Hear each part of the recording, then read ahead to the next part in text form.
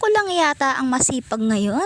Katatapos nga lang ng bagong taon pero ito nga maglalaba nga muna for today's video. Sino ba naman ang hindi maglalaba kung wala nang susuotin? Kahit nga tinatamad ako mare, kailangan ko pa rin maglaba dahil nga tingnan nyo naman wala na nga masusuot. At syempre dapat may kasama rin ako sa paglalaba kaya niyaya ko na nga yung isa. Mas nauna pa nga yung aso ko kaysa sa akin mga mare. Pansin ko nga tuwing maglalaba ako nakasunod nga itong aso namin. Kala mo naman siya yung maglalaba.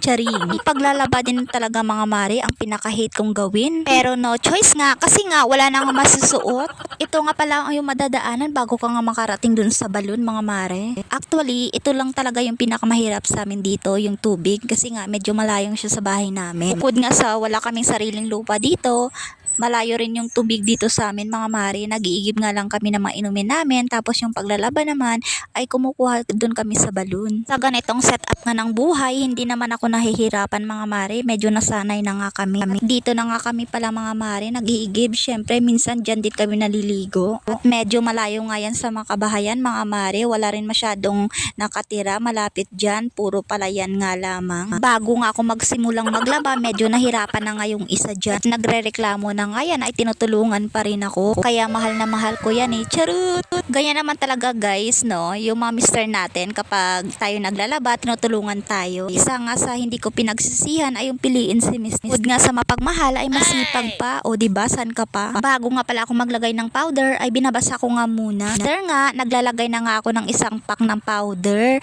para naman bumula-bula. At ayan, nagumpisa na nga akong magkuskus. Kuskus to the left, kuskus to the right. Sa mga oras nga na yan mga mare, medyo pagod na nga ang person. Sino ba naman ang hindi pa mapapagod?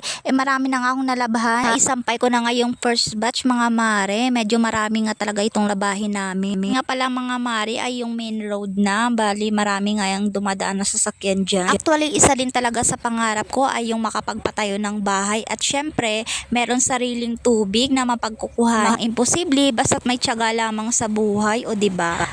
At mabilis nga lang ang transition mga mare. Nandyan na nga ako sa kwarto namin. Bali nakaligo na nga ako sa mga oras na yan. O hanggang dito na lang muna. Babu!